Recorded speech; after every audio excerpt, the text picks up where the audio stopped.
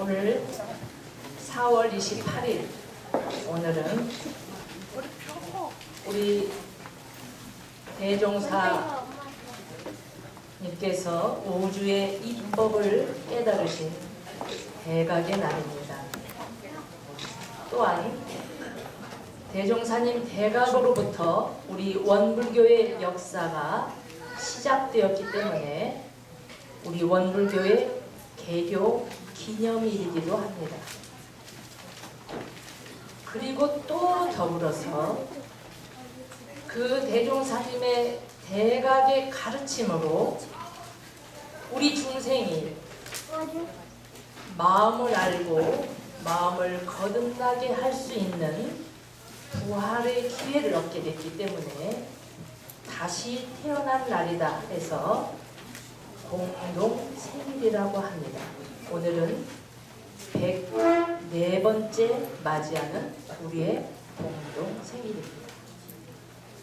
오늘 이 세 가지를 기념하는 거룩하고 기쁘고 뜻깊은 날, 이 자리에 함께 하신 우리 교도님들 모두 축하의 말씀을 드립니다. 그리고 상호 동지간에 축하의 말을 서로 나누시면 좋겠습니다.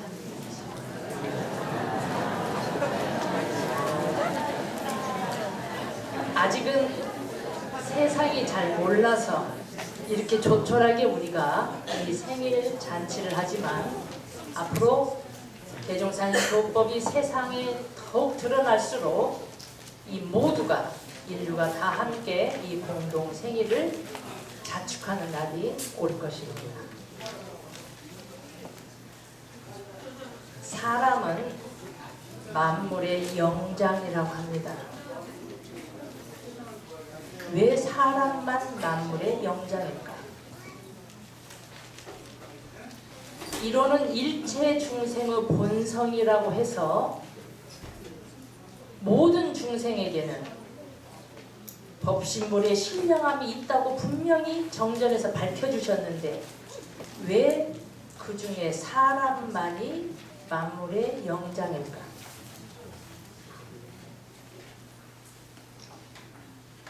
그 이유는 사람만이 각혼이 있다고 말씀해 주셨습니다. 혼에는 세 가지 종류가 있다. 하나는 생혼이요, 하나는 영혼이요, 하나는 각혼이다. 생혼은 살려는 아주 기본적인 의지만 있는 형태이다. 그래서 대부분 식물들이 주로 그 생혼의 영향을 받는다. 영혼은 심신작용을 따라 육도 윤회를 하는 우리 동물들이 주로 가지고 있다 하셨습니다. 그 중에 오로지 사람만이 깨달을 수 있는 혼을 가지고 있으니 그것을 각혼이다. 이렇게 말씀을 하셨습니다.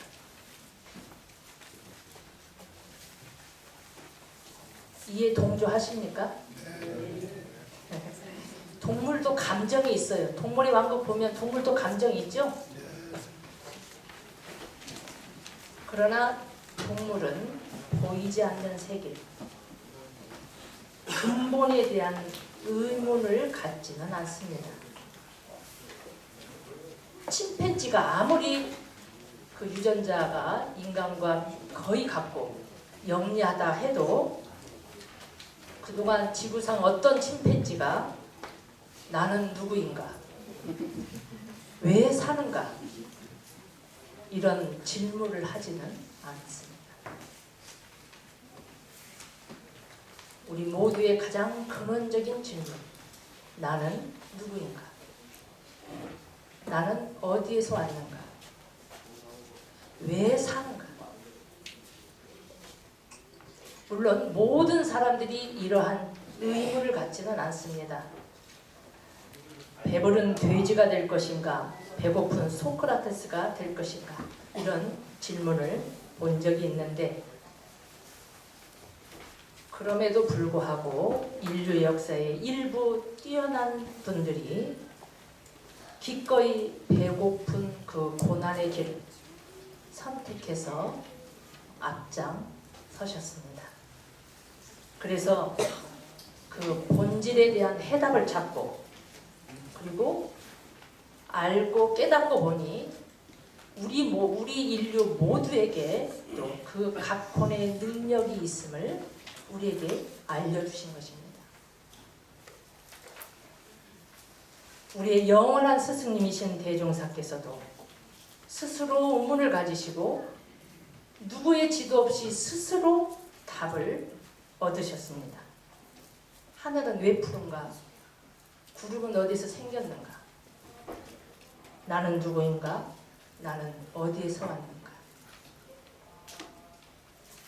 이런 일체를 대할 때마다 꼬리를 물고 일어나는 이 의심이 나중에는 똘똘 뭉쳐서 하나의 의심으로 뭉쳐졌다.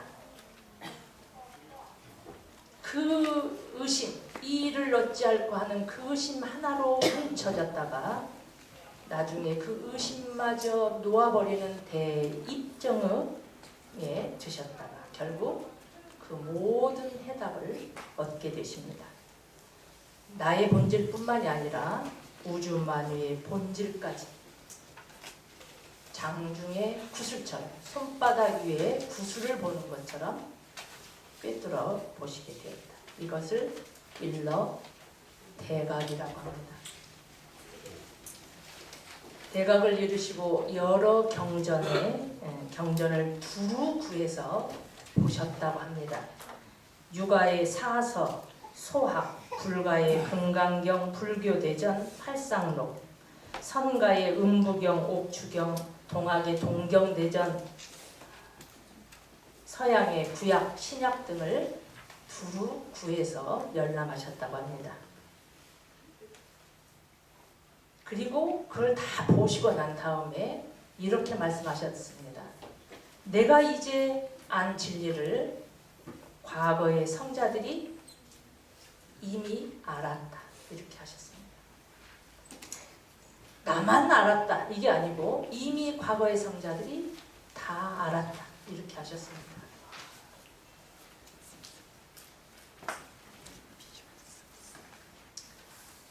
내가 이제 안 이 진리는 과거의 성자들이 이미 알으셨는데 그럼에도 불구하고 새로운 종교의 문을 또 여시고 새 교법을 제정하신 이유가 무엇일까요?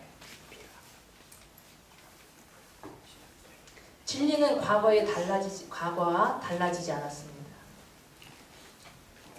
그리고 과거의 성자들도 다 이미 그걸 깨달으셨다 하셨습니다. 그 깨달음의 근거에서 다 가르침을 펴셨는데 왜 대종사님께서 또다시 원불교라고 하는 새로운 종교를 다시 펴시게 됐을까? 이런 의문을 가지신 적이 있으시죠? 이것은 아주 중요한 문제입니다. 여기에 우리의 시대적인 소명이 있기 때문입니다. 지금 우리가 살고 있는 이 시대는 개벽의 시대라고 말합니다. 개벽이라는 말은 천개 지벽의 준말이라고 했습니다. 천개, 하늘이 열리고 지벽, 땅이 열린다. 하늘이 열린다는 말을 설명하시기를 정신 문명이 크게 대혁명을 이뤄서 새로운 차원으로 도약한다. 이런 의미고 지벽, 땅이 열린다는 것은 물질 문명이 새로운 차원으로 도약한다. 하늘 땅이 새로 열리는 것만큼 엄청난 변화를 이룬다는 의미입니다. 역사 이래 개벽이 과거에도 한번 있었다는 기록이 있습니다. 삼국유사에 기록되기를 1만 년 전에 우리 인류에게 개벽의 역사가 있었다고 되어 있습니다. 1만 년 전에 환웅이 하늘에서 3천여 명의 무리를 거느리고 내려와서 인간 세상에 와서 366가지의 새로운 문명을 가르쳤다.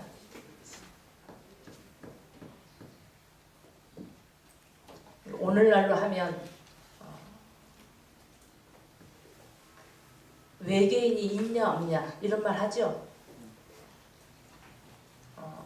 또는 천계에 살고 있는 영적 수준이 높은 어떤 영혼들이 사람의 몸으로 이 땅에 태어나서 가르쳐줬다 이렇게 할 수도 있습니다. 여하튼 간략하게 되어 있기 때문에 그렇게 되어 있습니다. 3,000명의 무리를 이끌고 이 세상에 와서 366기까지라고 하면 뭐인가요? 가지수가 생각나는 게 1년 365일이 생각나죠. 하루에 한 가지씩 가르쳤다 이런 의미일 수 있습니다. 당시의 인류는 진승 수준이었습니다. 구석기 시대를 살아온 겁니다. 그런데 그들에게 곡식을 어떻게 키우고 저장하는지, 또 어떻게 단체를 이루어서 단체 생활을 하는지, 또 잘못하면 어떻게 벌을 주는지, 옷은 어떻게 기워 입는지, 또 무엇이 선이고 무엇이 악인지, 그리고 나만 내 욕심만으로 사는 게 아니라 널리 사람들에게 유익을 주어야 한다는 것, 그리고 호흡하는 명상법 이런 것들 다양한 것을 가르쳤다고 합니다. 그래서 비로소 인류는 농사를 짓기 시작하고 정착하고 농기구를 사용하게 되고 농업혁명이 시작되었다고 합니다. 이때가 1만 년 전부터 시작된 세대를 우리가 그 기구를 사용하는 역사를 갈 때 신석기 시대로 접어들었다. 신석기 시대를 제가 어제 찾아보니까 BC 1만 년 전부터 BC 2000년 전까지 이렇게 나와요. 대략. 물론 지역마다 다르고 하지만 거의 8,000년의 시간을 오랜 세월을 통해서 농업의 혁명을 이루었다는 거죠. 혁명이라는 말은 기존의 차원과는 비교할 수 없는 새로운 차원으로 나아갔다는 뜻입니다. 이것을 개벽이라고 하는 겁니다.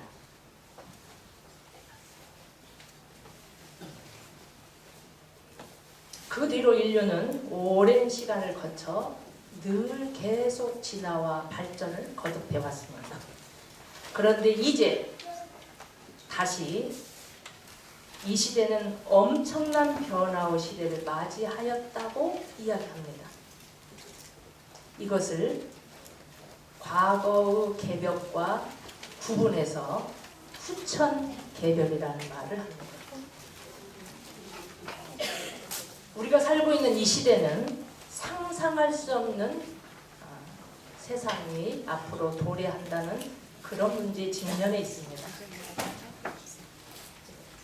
후천 개벽을 가장 우리나라에서 처음 말씀하신 분이 수은 최재우 선생님입니다. 때로다 만세 대장부가 나올 때로다 5만 년이 갈 것이다.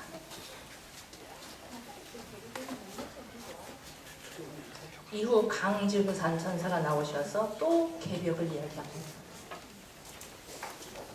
그 아주 혼란하고 어려운 시대를 살면서 유독 우리나라의 여러 선지자들이 개벽을 설파하고 그리고 그 시대를 준비할 것을 강조합니다. 어쩌면 우리 민족은 개벽을 향해 준비해온 민족이다. 이렇게도 말을 하는 분도 있습니다. 제가 그 전에 김지아 시인 강의를 들은 적이 있는데 여러 이야기 중에 기억나는 것이 그 발도르프 교육을 만든 루돌프 슈타이너 그분의 일본인 제자 인지학을 하는 일본인 제자에게 그 슈타이너가 그런 말을 했다고 합니다. 앞으로 동양에서 문명의 새로운 원형을 제시하는 민족이 나온다. 엄청나게 박해받고 힘들게 살아온 민족인데 그 민족은 영성이 아주 높다는 의미의 이야기를 듣고 그 일본인 그분은 당연히 우리 일본이다 이렇게 생각을 했다고 합니다. 그런데 그 후에 우리 동학의 역사 중에 개벽사상을 보고 충격을 받았답니다. 일본이 아니구나. 한국이구나. 이 말을 김지아 씨에게 한 이야기를 들은 적이 있습니다. 1891년 온 세상이 혼란한 시기, 특히 우리나라는 얼마나 어려웠던 시기입니까? 그때 우리 대종사님께서 전라남도 영광군 길룡리 그곳에 우리가 평소 표현하기를 궁촌벽지라고 표현을 합니다. 그곳에 탄생하십니다. 그리고 1916년 오늘 대각을 하시고 당시의 시국을 살펴보시고 물질이 개벽되니 정신을 개벽하자라고 하십니다. 이 서품 4장에 나와 있는 말씀입니다. 정신을 개벽하자. 개벽의 이야기를 또 하십니다. 지금 우리는 물질이 개벽되는 세상에 직면해 있습니다. 이는 과거에 계속 농업 사회를 거쳐서 산업 사회를 거쳐서 정보화 사회로 들어선 그 깊이 들어선 지금과는 비교할 수 없는 경천동지할 새로운 세상이 기다리고 있다는 것입니다. 과학자들이 이렇게 말을 한다고 합니다. 앞으로 한 20년에서 한 25년, 30년 그 후에는 AI, 인공지능이 보편화되어서 인류의 삶을 획기적으로 변화하게 될 것이다.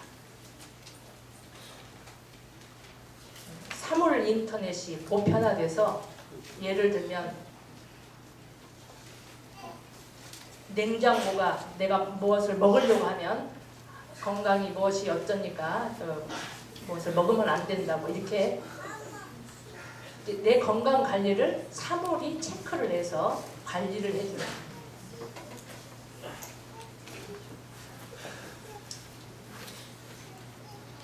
우리가 미래에 대해서 설명을 들어도 잘 이해가 안 갑니다. 제가 한 10여 년 전에 중앙총부에서 미래학자 불러가지고 우리가 강의를 듣는데 그걸 설명을 해도 제 지식으로는 잘 설명이 안 되는 게 많았습니다. 그게 무슨 뜻인지. 여하튼 측정할 수 없는 미래가 다가오고 있다. 이는 돌이킬 수 없는 문명의 거대한 흐름입니다.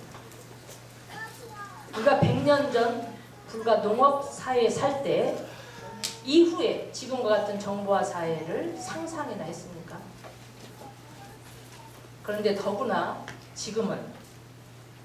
미래는 과거의 속도와는 비교할 수 없이 빠른 속도로 변화해 가고 있습니다. 제가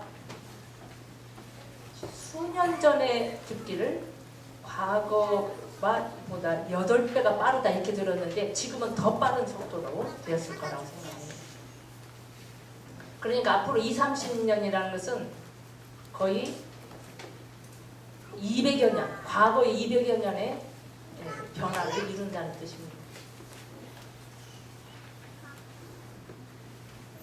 이런 세상을 직면해 있어서 우리 모두가 무엇을 어떻게 대비해야 할 것인가 이런 속에 우리가 다 직면해 있습니다.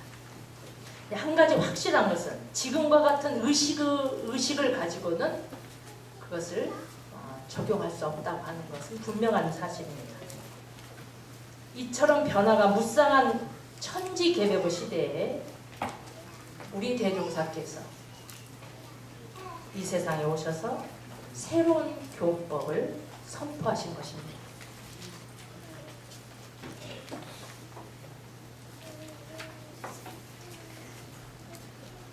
과거와 같은 기준, 과거와 같은 의식으로는 살 수 없는 세상이 된다는 것입니다.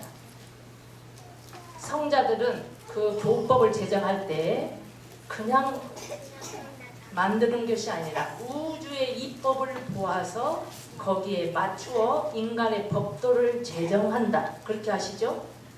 그런데 뭐라고 하셨냐면 봄에는 봄의 법이 있고 가을에는 가을의 법이 있다. 정산종사님께서 하신 말씀입니다. 그러니까 과거 개벽 시대는 과거에 맞는 법이 있고 진리는 같지만 그리고 이제 후천 개벽의 엄청난 변화의 시대를 맞이해서 그 시대에 맞는 법을 내놓으신다는 뜻입니다. 그 시대를 준비해서 내주신 법문이 그 교법이 바로 정전. 대종사께서 이렇게 말씀하십니다. 전망품에 근래의 인심을 보면 공부 없이 도통을 꿈꾸는 무리와 노력 없이 성공을 바라는 무리와 준비 없이 때만 기다리는 무리와 사술로 대도를 조롱하는 무리와 모략과 정의를 비방하는 무리들이 세상에 가득해서 각기 제가 무슨 큰 능력이나 있는 듯이 야단을 치고 다니나니 이것이 이른바 낫도깨비라. 그러나 시대가 더욱 밝아짐을 따라 이러한 무리는 발붙일 곳을 얻지 못하고 오직 인도 정의의 요긴한 법만이 인도 사람이 걸어가야 할 바르고 떳떳한 법만이 세상에 서게 될 것이며 이러한 세상을 일러 대명천지라 하나니라. 과거에도 여러 뛰어난 성자들, 성각자들이 있었습니다. 그러나 앞으로 시대는 몇몇 분의 성각자로 대응할 수 있는 세상이 아닙니다.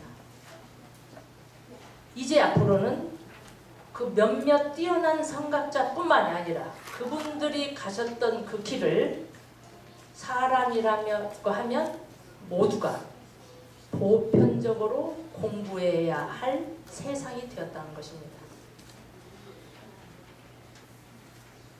그래서 우리의 정신의 수준을 새로운 차원으로 높여가야 할 그 시대에 이르렀다는 이야기입니다. 마음 공부가 문화의 보편적으로 이루어지고 진리에 대한 각성이 몇몇 뛰어난 사람이 아니라 우리 여기 앉아있는 모든 분들 그리고 이웃 아저씨 친구 누구나 해야 할 그런 길이고 나의 본질을 깨닫고 그리고 나의 본원에 회복하는 공부를 보편적으로 교육해야 하는 그런 세상입니다. 그래서 아마 이제 초등학교 때부터 앞서가는 나라는 마음 공부를 해야 될 것입니다. 이것이 후천 개벽의 시대의 특징입니다. 이런 세상을 과거로부터 뭐라고 했냐면 미륵불 용화의 상이다 이렇게 표현을 했습니다. 미륵불 용화의 상에 대해서 서대원 제자가 여쭈었습니다. 대종사 말씀하시기를 그 시대에는 인지가 훨씬 밝아져서 모든 것에 상극이 없어지고 미워함이 없는 것이 없어지고 허실과 진의를 분간하고 가짜와 진짜를 참과 거짓을 분간해서 저 불쌍에게 복을 빌고 원하던 일은 차차 없어지고 천지만물 허공법계를 총망라해서 경우와 처지를 따라 공을 심고 부기를 빌고 수명도 빌고 서로 생불이 되어 서로 제도하고 서로 부처의 권능 가진 줄을 안다. 그래서 집집마다 부처가 산다. 이걸 우리 표어에 대해서 뭐라고 했죠? 처처불상이니 사사불공한다. 저기 어디 영험 있는 어디 거기에 가서 공을 들여야만 기도가 이루어지고 그동안은 그렇게 해왔는데 그 얼마나 지극한 정성을 바쳤어요. 그 거룩한 그 바침이 이제는 더욱 지혜로워져서 그 시기와 그 어디에 공을 들여야 될지를 처지를 알아서 일체 만물이 다 그런 위력이 있는 걸 알아가지고 거기에 맞춰서 불공할 줄 아는 그런 밝은 세상이 된다는 것입니다. 그리고 회상을 따로 어느 것이라고 이렇게 지정할 것이 없다. 지금 우리가 원불교 회상, 저기 서양 종교 이렇게 구분하는데 회상을 따로 어느 것이라고 구분할 것이 없이 이리 가나 저리 가나 가는 곳마다 회상 아님이 없고 그 광대함을 어찌 말과 글로 다 할 수 있으리요. 이 회상이 건설된 세상에는 불법이 천하에 편만하여 승과 속의 차별이 없어지고 법률과 도덕이 서로 구애되지 아니하여 공부와 생활이 서로 구애되지 않고 만생이 고루 그 덕화를 입게 됩니다. 즉 한마디로 간단하게 말하면 처초불상 사사불공 무시선 무처선이 그냥 일상생활에서 실천되는 세상이 된다. 그래서 불법과 생활이 둘이 아니고 생활 속에서 불법을 실현해내는 그런 세상이 된다는 이야기입니다.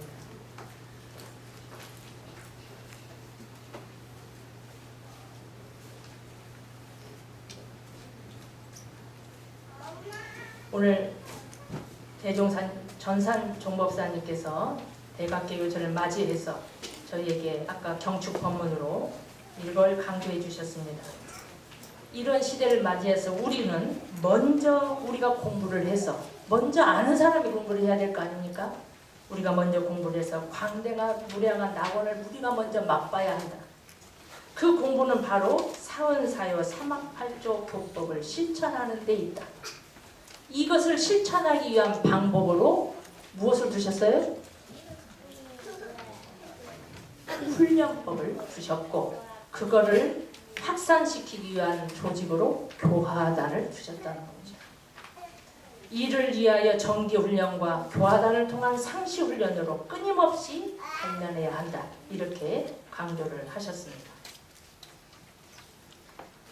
과연 천열의 만보살이 될까? 과거에 서가모니 부처님 한 분의 열애로 오랜 세월이 지나왔는데 열애의 부처가 여기도 있고 저기도 있고 그런 세상이 되고 보살행을 하는 사람은 그냥 수천만 수만 명이 된다. 그런 세상이 과연 될 것인가? 한 스님이 의문을 갖고 질문을 했습니다. 그런데 우리의 훈련법을 알려드리니 대처 그럴 수 있겠다. 이렇게 긍정을 했다고 합니다. 우리가 이런 대역사적인 변혁기에 우리가 이 세상에 태어나서 그리고 천만다행으로 그 교법을 가르치는 일원회상에 우리가 2년에서 이 자리에 있습니다. 이것이 얼마나 희귀한 일인지 아직은 잘 깊이, 저도 물론 깊이 깨닫지는 않지만 때때로 생각하면 참으로 다행이다 이런 생각을 합니다. 이 시기를 맞이해서 우리가 먼저 내 마음을 밝혀서 그 밝힘의 광명이 주변에게로 이어지도록 한다면 얼마나 그것이 보람찬 일이겠습니까? 그것은 개인과 가정과 국가뿐 아니라 전 세계로 나아가서 일체 생명에게 광명의 빛을 주는 그런 보람되고 성스러운 일이 될 것입니다. 종목사님께서 이 공부를 우리가 남먼저 실천해서 우리 영원한 스승님이신 대종사님께 보온하자고 강조해 주셨습니다. 이 공부를 훈련법으로 어떻게 할 것인가 혹시 오늘 처음 오셔서 궁금하신 분은 일요법회에 늘 나오시면 그 방법을 함께 공부하게 될 것입니다. 오늘 말씀